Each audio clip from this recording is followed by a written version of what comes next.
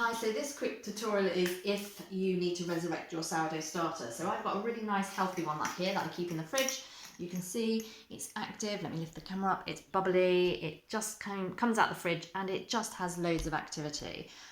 It does make it, when you put it in the fridge, it does retard it, which is great, but that is a good starter. However, quite often you might take it out the fridge and it's got this kind of pink liquid on the top. And the other one, this one actually did have it in, I've just mixed it in. It sometimes has a brown liquid on the top. And quite often, if it's a brown liquid, it still smells yeasty. That's absolutely fine. You mix it in, but you can give it a little bit of a boost anyway. The one that's pink smells slightly vinegary, very slightly, but still has some activity. So with this one, you tip out just down the sink the pink stuff. Let me just show you. Over to the sink. Just pour the pink liquid off the top of your sourdough starter. And you can do this technique with any of your sourdough starters just to give them a little bit of a refresh. So put your vessel that you're going to use on the scales, and I would decant out of here. Make sure you got rid of all that pink liquid. Go underneath a bit.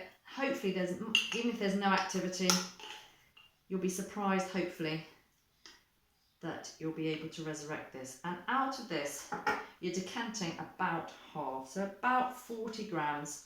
That's a good guess. Worked out well. 40 grams of your sourdough starter.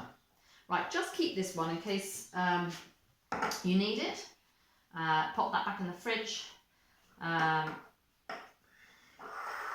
that's probably going to be the one that you might chuck out. But what you're doing here is you've got 40 grams of your sourdough starter. You're going to add 40 grams of tepid water, okay?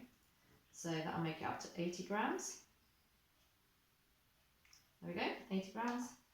I put it into a bowl here, and I'm going to add another 40 grams of flour. I'm actually going to use a mix of half white, half wholemeal. It doesn't really matter. So 20 grams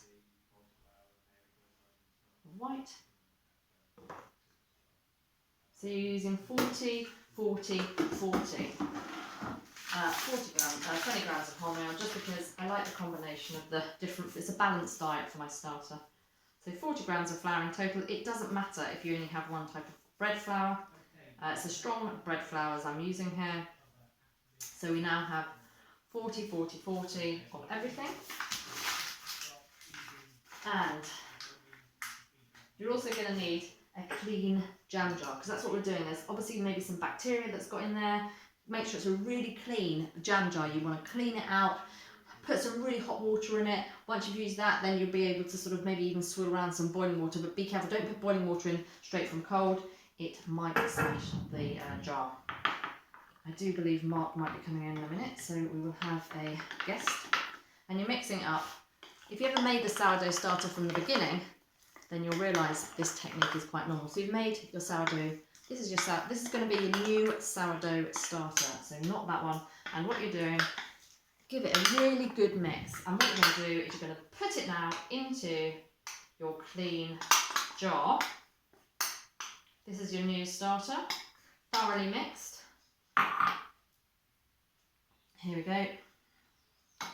And there it is. What we're going to do is put your tea towel or your whatever it is over the top, but we're not going to put it straight in the fridge. We're going to leave it out for 24 hours overnight. And to gauge, let me find the elastic band that I've hidden somewhere. Oh, hang on.